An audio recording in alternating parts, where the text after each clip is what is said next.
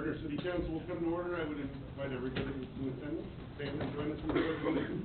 I pledge allegiance to the flag of the United States of America and to the republic for which it stands, one nation, under God, indivisible, with liberty and justice for all.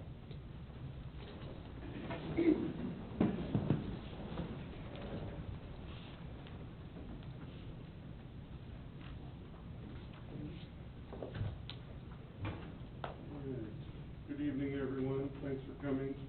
Always nice to see a full house. The first item this evening is a presentation proclaiming May 10th through the 16th as Police Week and May 15th as Peace Officers Memorial Day. And we're very fortunate to live in an exceptionally safe city with very professional law enforcement officers that not only keep us safe, but have to keep themselves safe so they go home safely every evening to their families and their loved ones. You know, there's over 630 cities that are incorporated in Kansas, and in 2014, we were ranked 3 different times. Once as the 25th safest city in the state, which would have put us in the top 4%. Once as number 7, and once as number 5, which puts us in the top 1%. And you know, I want everybody to reflect on how fortunate we are to have such a safe community, and it's provided in part by our men and women in a police uniform. So I'm going to get to the proclamation. I talked to the chief. He's certainly welcome to say anything, but I don't think we're going to go through a whole lot, but I am going to read the proclamation. Whereas it is important that all citizens know and understand the duties, responsibilities, hazards, and sacrifices of their law enforcement agency, and that all members of the Gardner Police Department recognize their duty to serve the people by safeguarding life and property, by protecting them against violence and disorder, and by protecting the innocent against deception and the weak, oppression.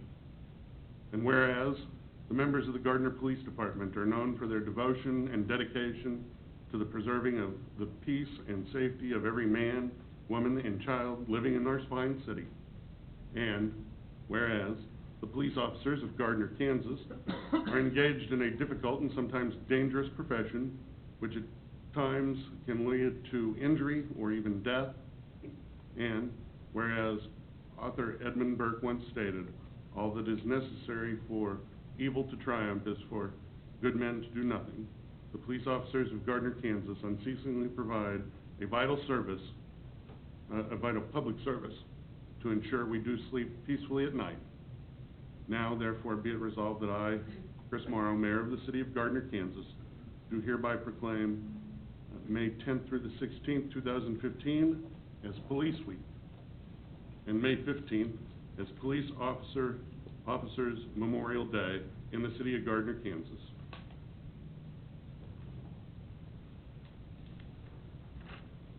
Chief, did that inspire any thoughts?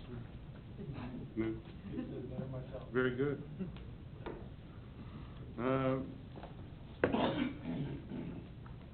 New business item number 2.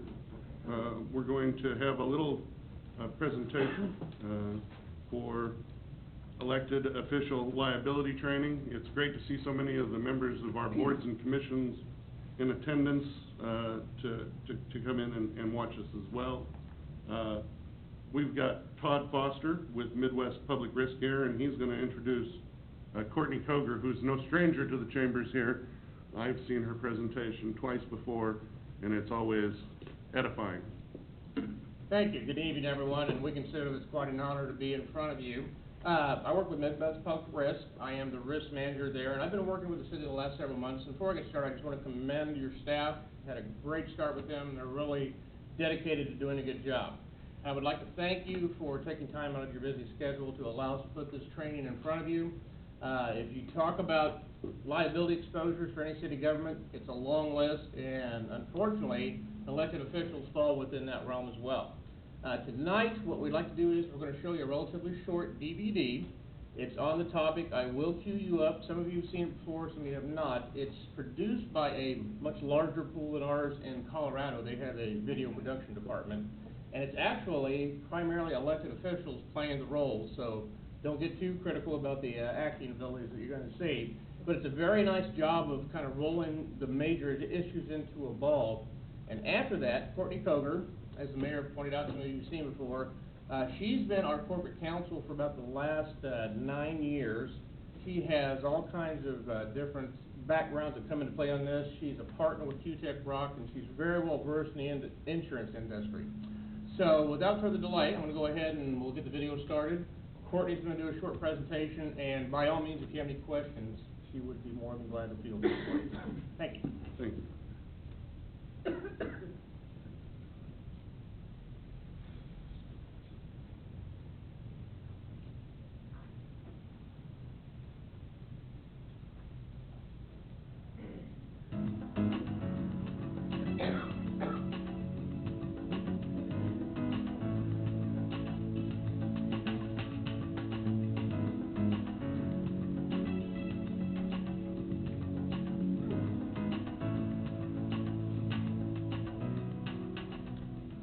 Oh, hello, Dan. Congratulations on being elected as a council member. Thanks, Mayor. I'm real excited about attending my first meeting and being sworn in, although I'm a little nervous. Nervous? About what? You were elected by a landslide. Well, there are several things I'd like to accomplish. I'll be the first to admit, I have a lot to learn. I don't want to end up like former Councilman Smith. I want to have a successful term, but I don't want to end up being sued. Hi, Dan. Thank you for joining us tonight. Hey, Bill. Hi, I'm Margaret Taylor. I've been a council member here with the city of Cottonwood for 10 years, and mayor for the last 2. During my time with the city, we have made a lot of progress, but also a few mistakes. Certain members of the council have created messy liability situations that have cost the city a great deal of money, hurt our public image, and stalled important projects. And in some situations, elected officials have paid personal liability claims out of their own pockets. The purpose of this video and accompanying handbook is to help you avoid the mistakes that can lead to liability and identify best practices that will allow you to be successful as an elected or appointed official. CIRSA presents In the Scope of Your Authority, Preventing Public Officials' Liability.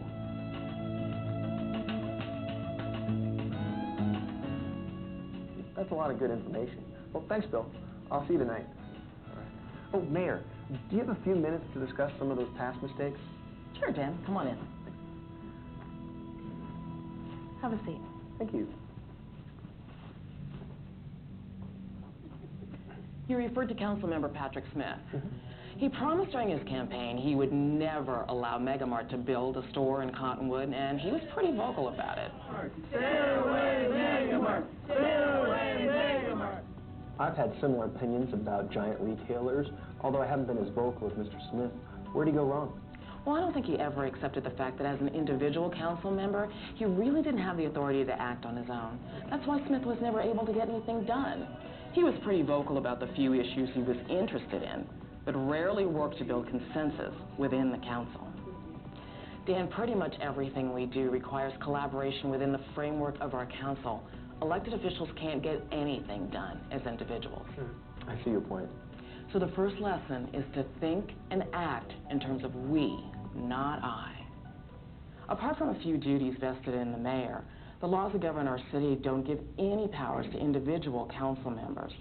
We've got a diverse council with a lot of different perspectives, and we can only accomplish our goals by working together. Now that you've been elected, your role changes dramatically. You're no longer an outsider promoting your own agenda. You now have to work with your fellow council members to accomplish the city's goals as a collective body. Let me ask you more about Councilmember Smith. The Megamart deal, it was approved by the council, although by a close vote. What problems did Smith cause? Remember all of his anti-Megamart statements? When it came time for us to actually hear and act on Megamart's land use application, He should have recused himself. So he shouldn't have voted. That's right. He shouldn't have participated in the hearing or voted. Smith had made it well known that he was aligned with the Megamart opponents. When we're acting in a quasi-judicial capacity, such as when deciding on a land use application or liquor license, we must be fair and impartial. We can't do that if we've already made up our minds before the hearing. Councilmember Smith had made it clear that he opposed the Megamart application. He was not acting as a fair and impartial decision maker. Fortunately, the Megamart application was approved by a small margin. Otherwise, the city could have been accused of a due process violation. Due process? Yes, the U.S. Constitution guarantees the right to a fair hearing as part of an applicant's due process rights. During my campaign, I talked with a lot of my neighbors who are also anti-growth. I expressed to them my concerns about protecting our small businesses from giant retailers. Will that prevent me from voting on similar issues? Well, the question is, if one of those big retailers comes before the council with a land use application, can you be fair? Can you make your decision based only on the evidence you hear and the requirements of our land use code? And can you set aside your previous discussions with your neighbors? I can't ignore my neighbors. They elected me to represent them, not ignore them. I'm not saying ignore your neighbors, but when an application is pending, you should not have discussions with anyone outside of the hearing. Our city attorney calls these discussions ex parte contacts. Your decision in a quasi-judicial matter must be based on the evidence presented. So when your neighbors want to speak with you about a pending application, explain to them it's inappropriate for you to talk about the issue outside the hearing. Suggest that they come to the hearing so their concerns can be heard.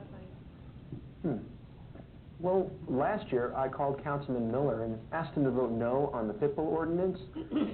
Did we engage in an improper ex parte contact? No, that was a different situation. The council's consideration of a pit bull ordinance was a legislative matter. They were not dealing with the rights of a specific applicant under an existing law. The council was considering a new citywide law, so they were acting as legislators. Lobbying and other ex parte contacts are acceptable in the legislative context. But when you're in a quasi-judicial role, you've got to think and act more like a judge and refrain from engaging in or allowing ex parte contacts. It makes sense when you put it that way. It's important not to base my vote on my biases or prejudice and only consider the evidence presented at the hearing like a judge. Exactly. The other thing to keep in mind is to make sure you have no conflicts of interest when you're voting. If you were appearing before a judge and you learned he had financial or other conflicts of interest, you'd expect him to recuse himself, wouldn't you? Well, sure. Well, people who appear before us in a quasi-judicial matter expect the same. To be unbiased decision makers, we must be free from conflicts of interest. If we do have a conflict, we need to declare it, recuse ourselves, and not participate in the hearing or decision. I think I understand. I think I recall reading in the paper about another incident involving Patrick Smith. Oh, that was probably the lawsuit involving our library expansion. The council had selected a very qualified contractor to manage the project. Smith was always hanging around the construction site, thinking it was his job to micromanage the project. Needless to say, Smith ended up in a verbal confrontation with the contractor. Things got personal, and Smith started talking to other council members about terminating the guy's contract. He also spread some vicious personal rumors around town about the contractor. That wasn't very smart. Did he get the contractor fired? No, but the contractor sued Smith personally for defamation. Our insurance company declined to defend Smith because it was alleged he was acting outside the scope of his authorized duties and acting in a willful and wanton manner. So that's why Smith had to pay for his own legal defense?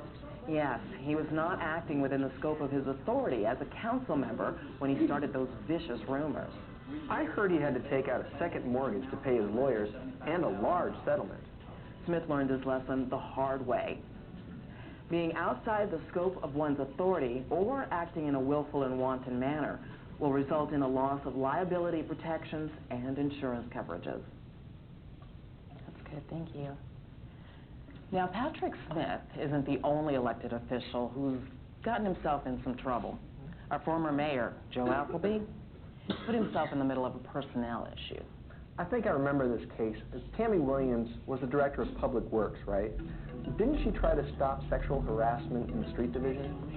What do you think about wearing something like that to work? Sure, Andy.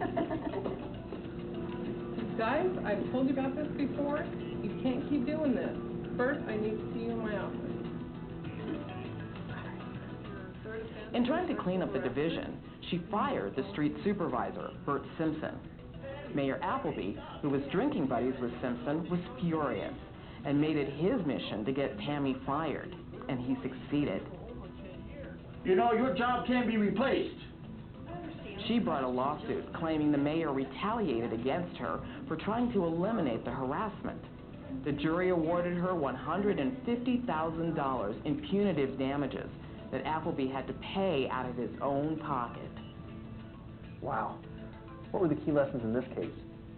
First, don't act on the basis of personal motives.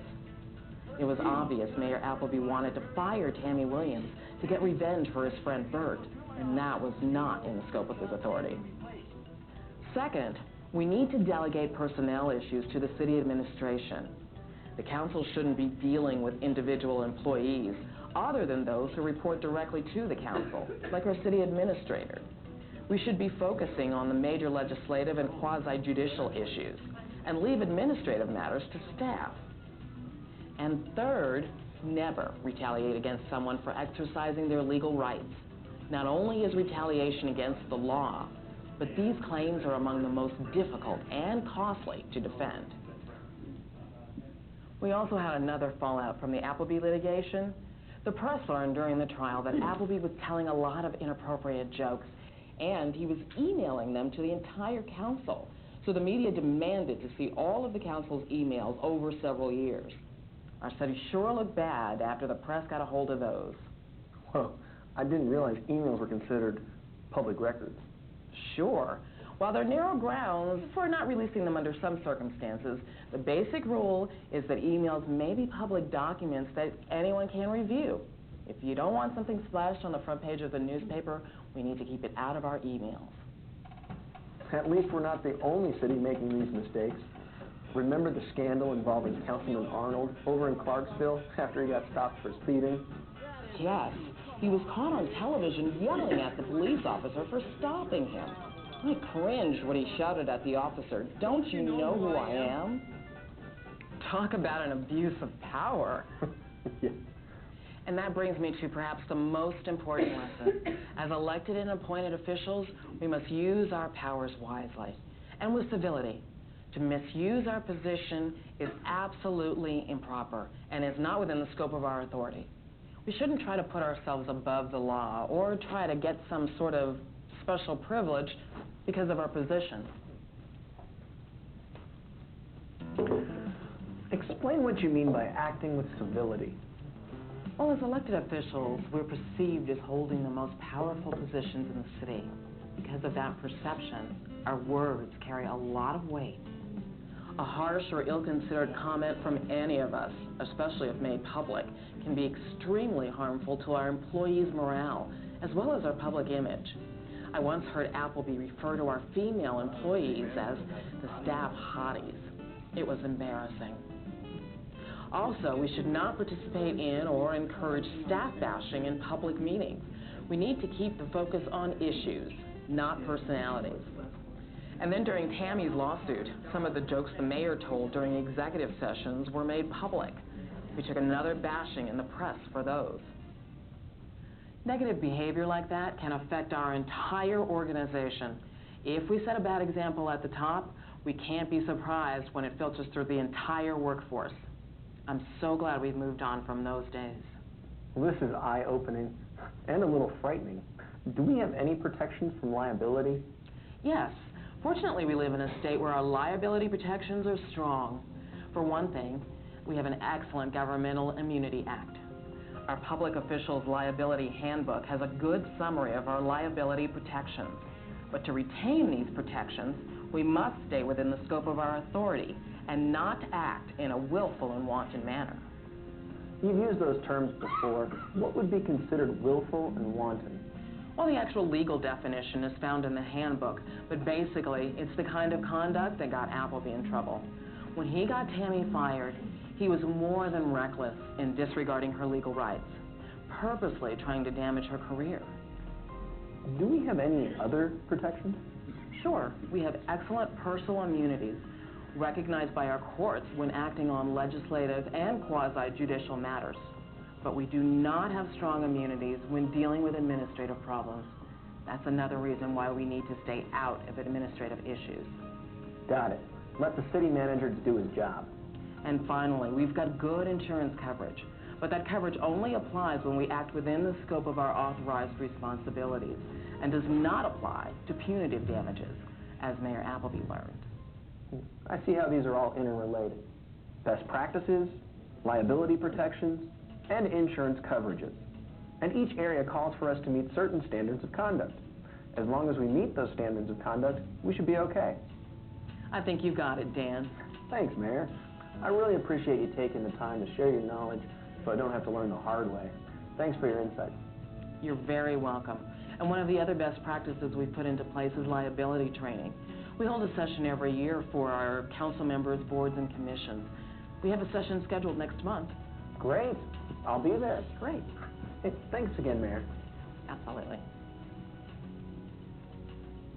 Dan's a sharp guy. I think he'll make an excellent council member, as long as he follows these best practices. Think and act in terms of we, not I. When acting in a quasi-judicial capacity, be fair and impartial. Don't make up your mind before the hearing. Base your decision on the evidence you hear at the hearing and the applicable law. Don't participate in the hearing or the decision if you have a conflict of interest, and don't engage in ex parte contacts. Refrain from personal or retaliatory actions. Focus on key legislative and quasi-judicial issues and leave administrative matters to the staff. And maximize your liability protections by staying within the scope of your authority and avoiding willful and wanton conduct. I hope this video has helped you identify how to stay within the scope of your authority as an elected or appointed official, maximize your liability protections, and enhance your effectiveness as a civic leader. Good luck.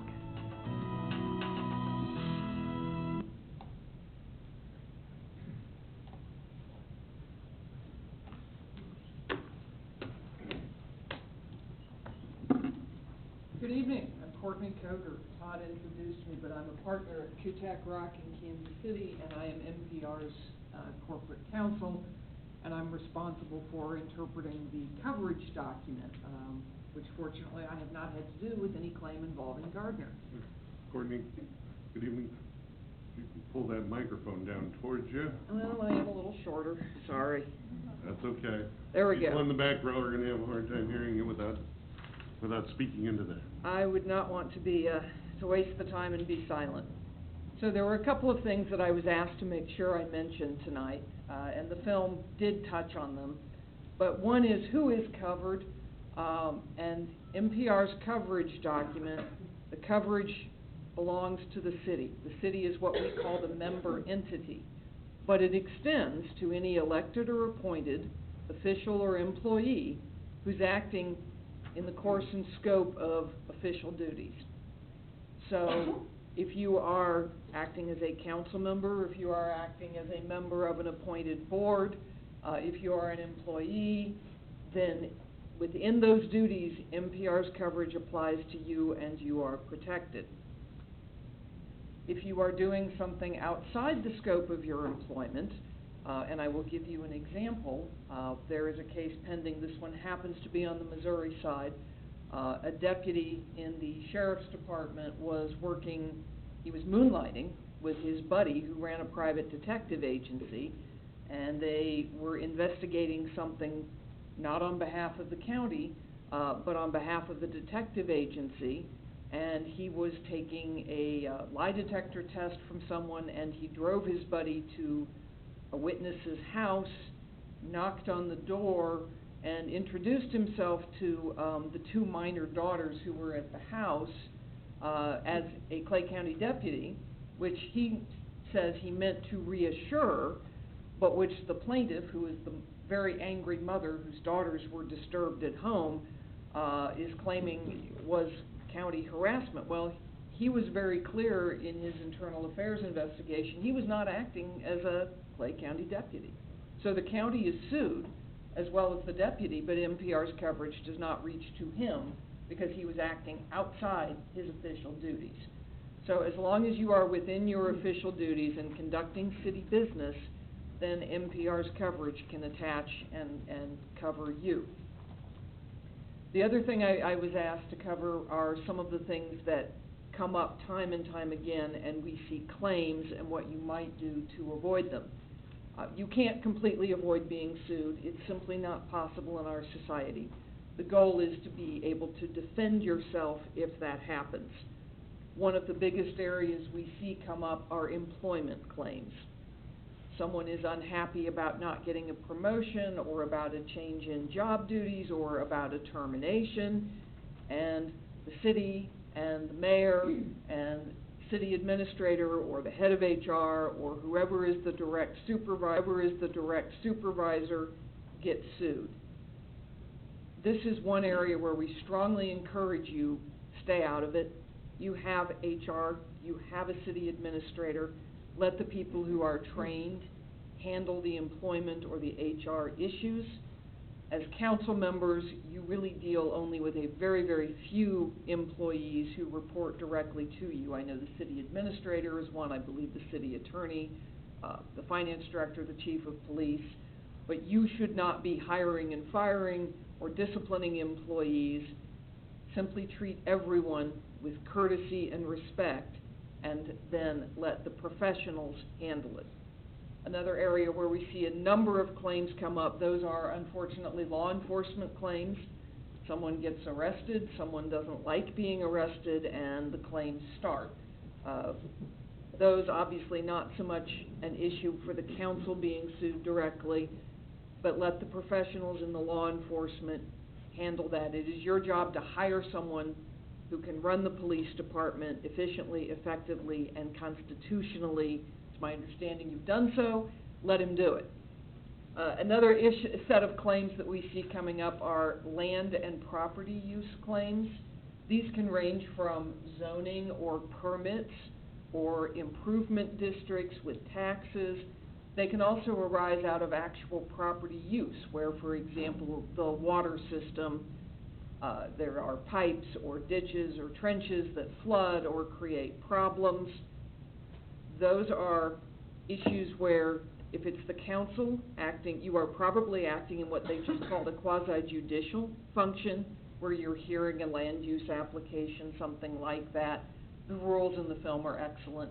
If you are acting as a judicial body, you need to listen to the evidence presented at the hearing and confine your decision to the law and what is presented to you, not what comes from outside. It's not like a legislative process.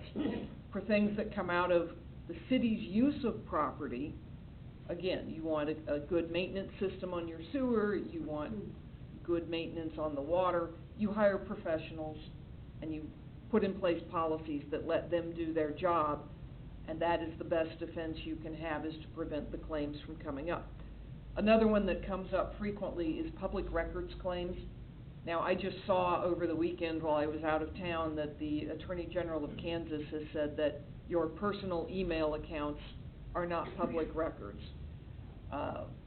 I'm not sure he's right. If you're using your personal email account to discuss public business, for the moment in the state of Kansas, that might be kosher. I suspect that law will get changed, but certainly your public email, your city email account is a public record. And it is, we all get in the habit of using email very casually. We carry on conversations ranging from, do you want to go to lunch? What time should we meet? To telling the latest joke, or did you hear what happened to so-and-so? And it's all fine and innocent at the time because it's like a conversation, but 3 years from now, a plaintiff's lawyer can take that email, blow it up, put it up on the overhead projector in front of a jury. It's out of context, and it doesn't sound so good, particularly if you are making jokes that are inappropriate.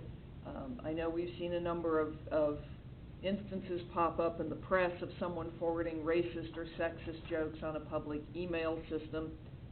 Don't do it. I think of it as the jury rule. If you don't want to see it on an overhead in front of a jury of 12 peers, don't put it in an email on your city account. Just don't go there. Because someday it may become a public record and you may have to try to explain why. Now, it may happen that someone sends you something. That happens. Delete it. Don't forward it. You might ask the person if it's a repeat offender, please don't send me these. This is my city email account. It's a public record. I can't, it's for business only. It's for city business. And ask them not to. I have yet to see someone get in trouble because some kook out there sent them a nude picture or something and they said, oh horrors, and deleted it and it went no further. It's when you hit forward that you get in trouble with that. So those are some of the hot topics that are out there, the ones that we see recurring over and over on claims. But this is also your chance if you have questions and you want to ask me. So feel free. Questions recording? Okay, then I hope I see you at next year's training and not before. Okay. Enjoy your evening. Thank you, Ms. Courtney.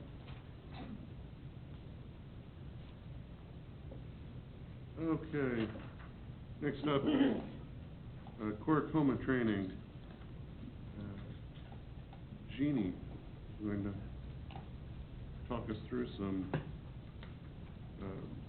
things to keep in mind in regards to open and transparent government.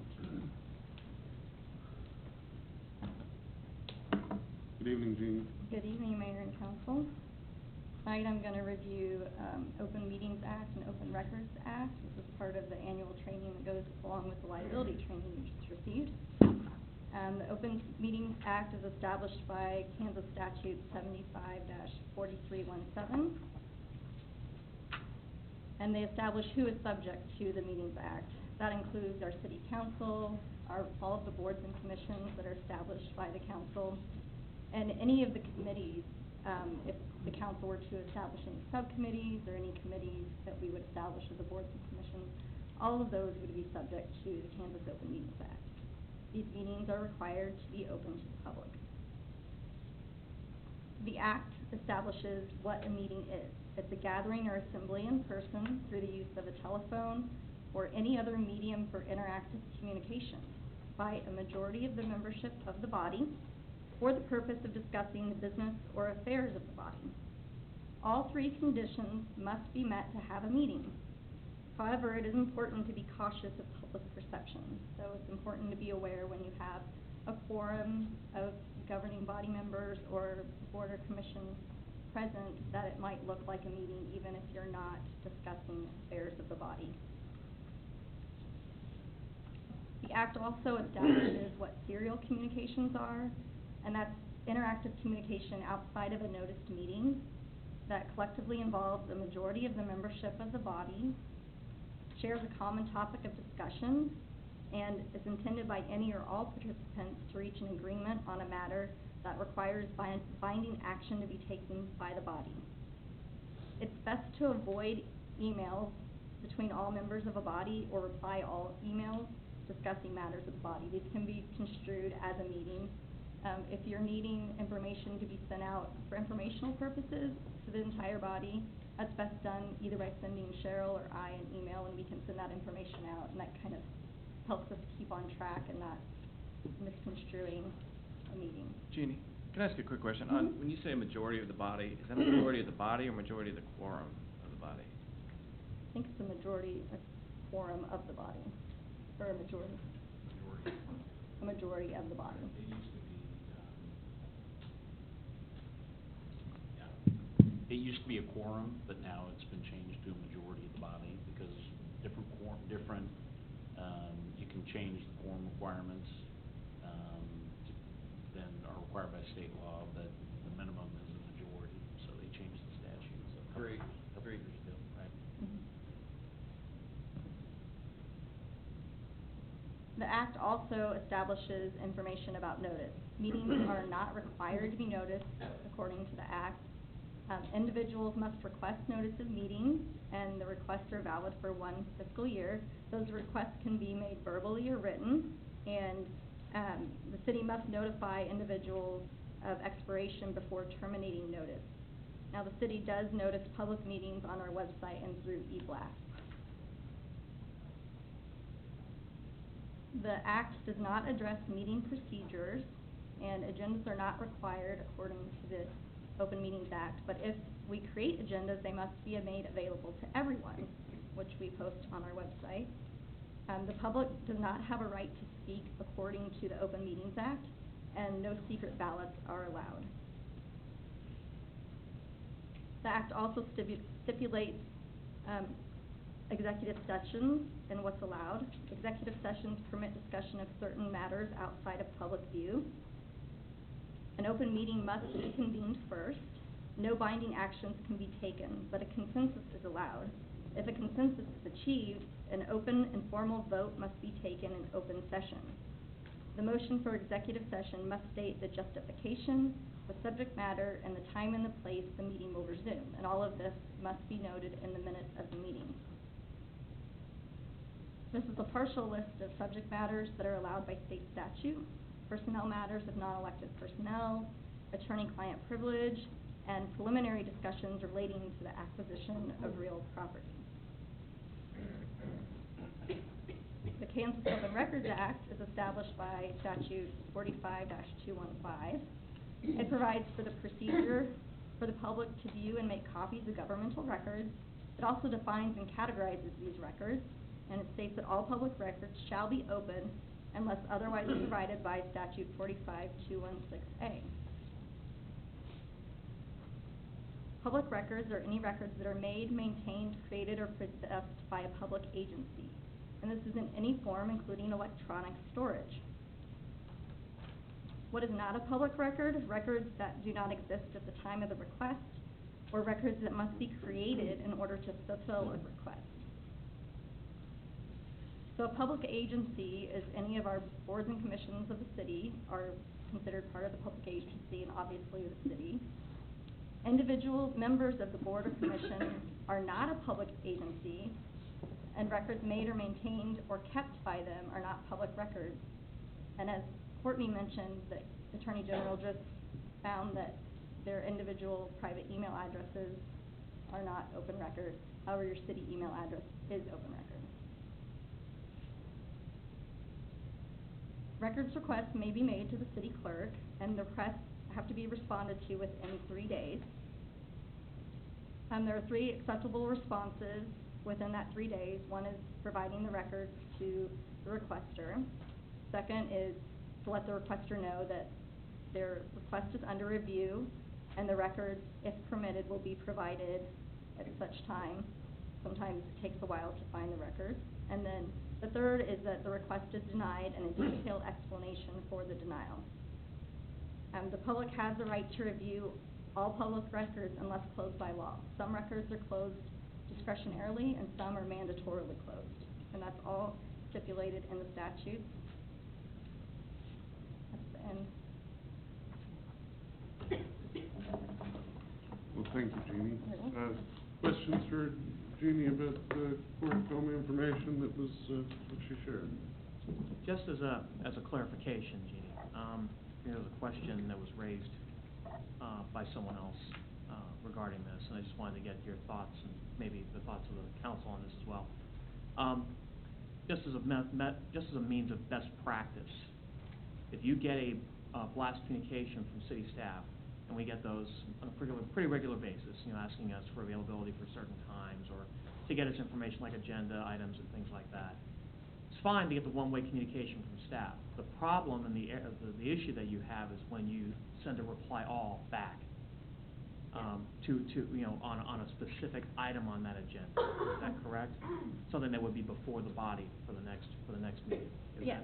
If you're replying all to the governing body, to each other about agenda items or any items of business discussion, that's a problem for the Open Meetings Act. Now, people slip all the time. They'll hit reply all. And I do that all the time when I'm at work. I hit reply all because I don't like to just reply back to an individual. And sometimes you'll send out, notices to, are you going to be attending this conference, or this meeting, or this dinner? And I've actually done it on a couple of occasions. I've hit reply all accidentally. And, my esteemed colleague to the left here had said to me, oh, watch out, reply all. But that's not, is that technically a COMA violation to say you're gonna be, I'm just wondering. Well, if you're not discussing matters Correct. of business that would be for a public vote that are for consideration, it's not, but it's just best practice not to be hitting reply all, because you start to get in that habit. Exactly. And then we get into that issue with serial communication. It's a slippery slope. Mm-hmm. Yeah. All right, thanks. You're welcome. Anyone else? Judy, thank you very much. Welcome. All right, presentation item number 4. We're going to hear from the Southwest Johnson County Economic Development Corporation as to their budget request for 2016. Greg Martinet, good evening. Good evening. It's the first time I've ever said, let's lighten the mood with an economic development presentation. Wow. First of all, I'd like to introduce our chairman of our organization, Chip Corcoran's here with me tonight. He is the principal and president of Renaissance Infrastructure Consulting and was chairman of the organization last year and will continue in that role this year. I appreciate the opportunity to be here, and it's really the first time formally going through what we plan to do for you. To put it all in context, the agenda says 2016 budget request. But since I've only been here for 3 months and we're only into May of 2015, I'm going to share with you our plan as we're going forward today. And as we're here longer and as we work through it, I reserve the right to make some adjustments and fine-tune it, and we'll communicate that to you. But as it stands today, I want to share with you what we plan to do. And our mission is simply, and we stay laser focused on this, it's to increase business investment in Southwest Johnson County, and you can read the rest of it there. But we want investment here, we want good jobs here, we want businesses to grow and be successful here. And just you can see an overview of our board members here. It's a fantastic board. We're going to continue to make it even better. Our executive committee includes the mayor and Cheryl, which make obviously executive decisions on, for instance, who they hire and how we spend money. So, and then just quickly an overview of our membership. We've got over 80 members, and a lot of them have been involved with this organization for a long time. But with having that many members comes a lot of customer service, and that poses challenges. But overall, a fantastic group membership.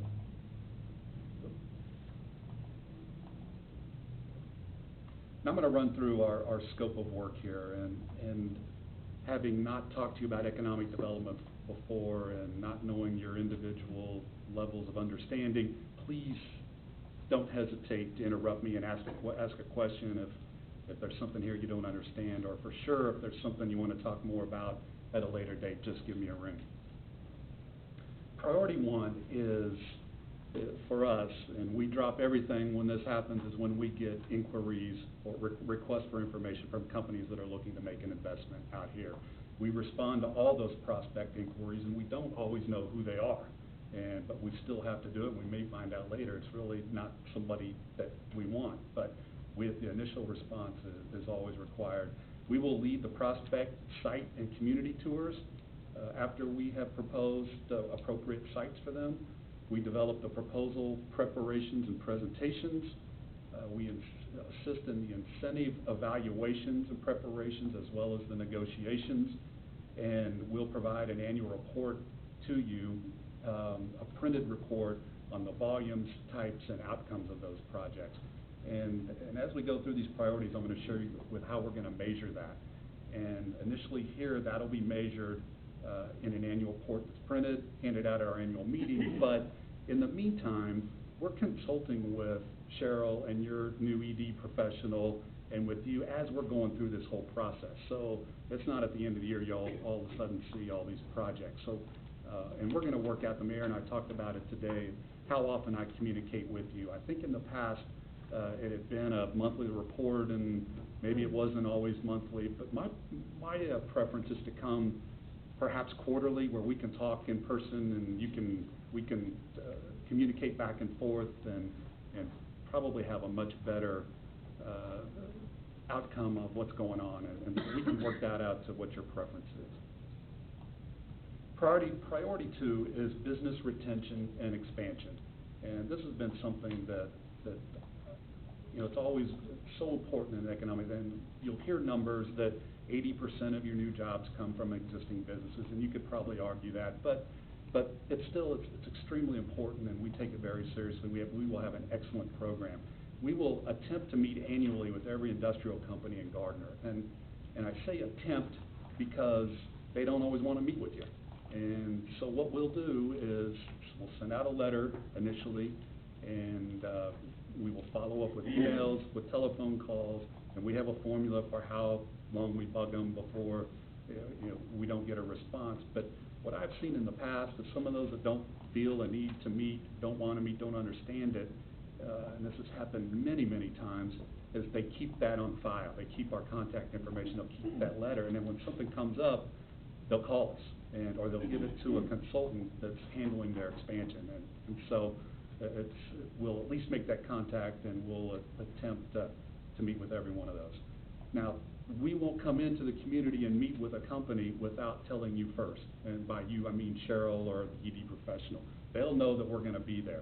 Now, we won't necessarily take city staff, because I think sometimes that may or may not preclude them from telling us some things about how they really feel. So the initial visit will be just us, and then we'll follow up. If they come up with issues or things that are bothering them, we'll come directly back to city staff and tell them what was up, and then we'll take them out for a follow-up meeting.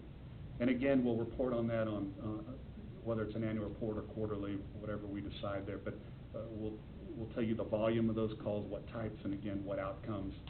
And then following up with that, with Krista Claus, our communications person, she will then do, after that meeting, we'll do a profile on the company, which will then go on our website, we'll do a Twitter feed, and we'll put it on Facebook and boost it to the area around Southwest Johnson County. And so it's great for the company. They're going to see that, and hopefully that'll increase their business. And then at the very end there, 2016, we have the possibility to do this now. Synchronos is a software program that is provided to us by Kansas City Power and Light. And it's a business retention expansion software program that has a lot of questions. It's very extensive. We don't always use all those questions. We kind of make it into our own, but then you can go back, you punch all that data in, and at the end, your quarterly or semi-annual, at the end of the year, you see trends and what's going on in the business. So we're going to slowly introduce that as we have more time and the availability to do that. Now the metrics here, how we're going to measure is we're shooting for 12 business retention calls. Again, we'll alert city staff, and they will know if we're doing that or not. Post meeting report to city staff, again in our annual report or quarterly reports, and then you'll see it on our social media. And we have in here to do at least 4 profiles of Gardner businesses, but I suspect it'll be much higher than that. Data management, this is kind of the backbone for what we do. And the first thing that I initiated was a total overhaul of our website. And it is going to be, I think I may have already told you, state-of-the-art. It's going to be one of the best in the region, if not the best. And it'll provide links throughout that to the City of Gardner's website and data that pertains to Gardner.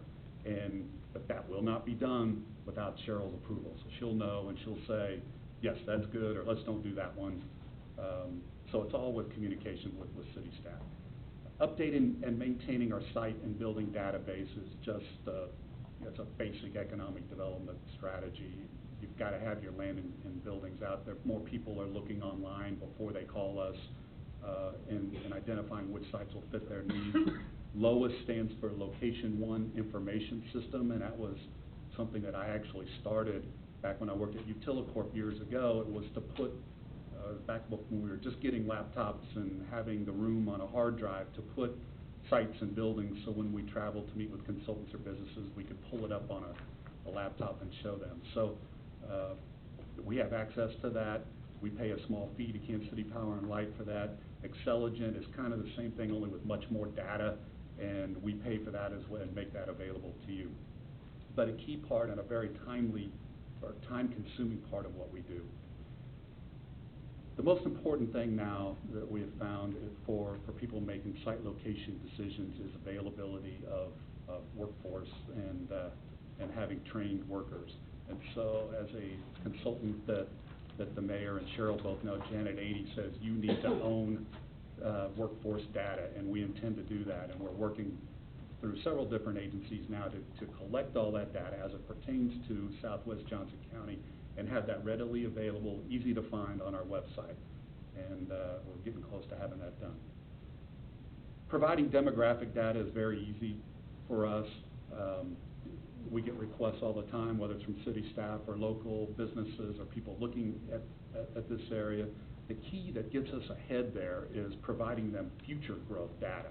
All these companies, the retailers, the mega marts, they all have their sophisticated programs with demographics. What they don't necessarily have is specific data on where the community is growing, where the new housing areas are going. And so that's my secret of how we get to them with data that others may not. And then on our website, links to EDC investors that hopefully bring them new business, as well as local companies here in Gardner.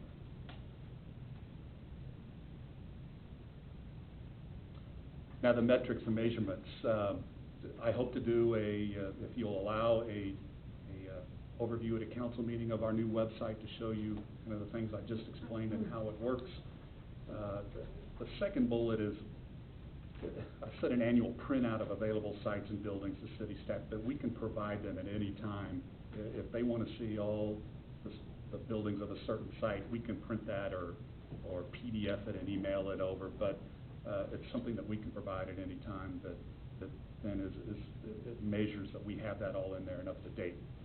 I represent Southwest Johnson County on the CERI Board of Directors. CERI is the County Economic Research Institute, and it's something that sets Johnson County apart from a lot of other areas. It's data that, in fact, we already send. I send Cheryl and Beth and Edgerton data that I get every month that we pay for, and what some of the trends are, and labor data and housing and those types of numbers. I'm guessing you're going to be representing all the other cities that are... Yes, yeah, I represent Southwest Johnson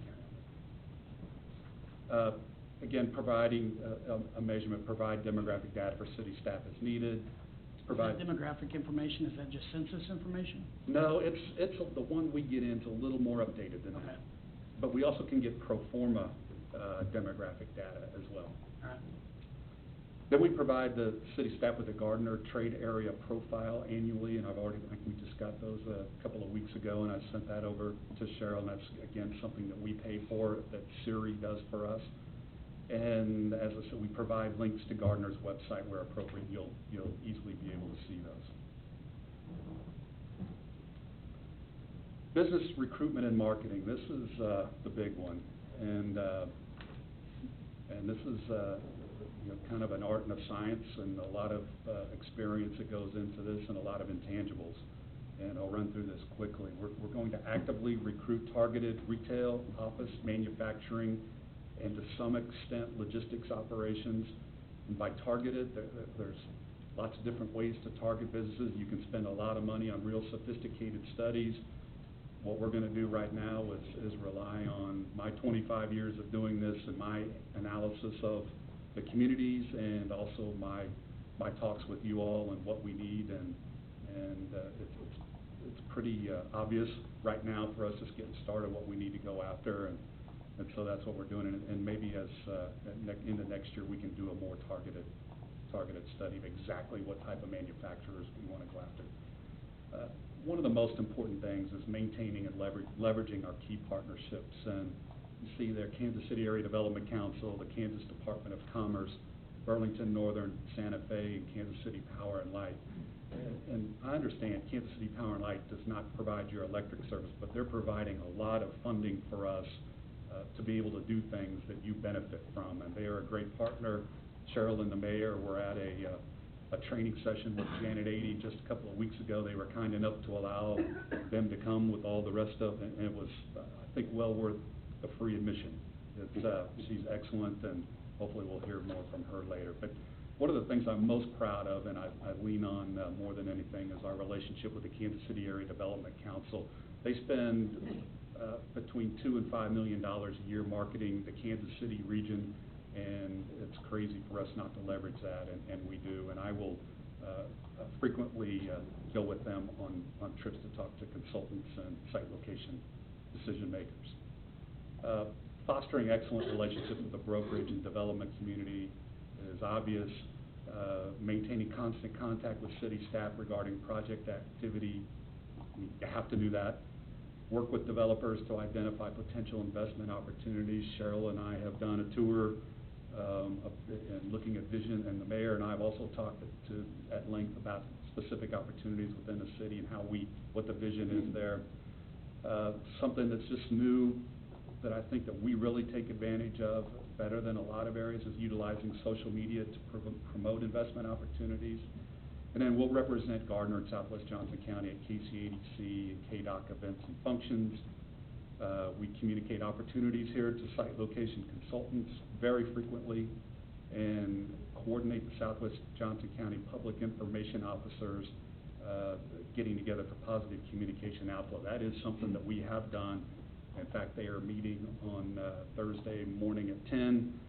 It's Krista Claus from our group, it's Danica from here, it's Becky Freakley-Graber from Edgerton, and Jason. And they'll meet just to make sure that we're sharing all the positive information, and that we all have flows or channels that we can communicate that. So cumulative, it's really helping us out. Now the measurements for business recruitment and marketing. You've heard me talk, I think, a little bit about our annual Developers Expo. That is actually going to be October 13th, which is a Tuesday, out at Shadow Glen. In the morning, it's an expo that our cities will have tables at, and our largest sponsors. But it's the brokerage community, investment community, and development community around Kansas City.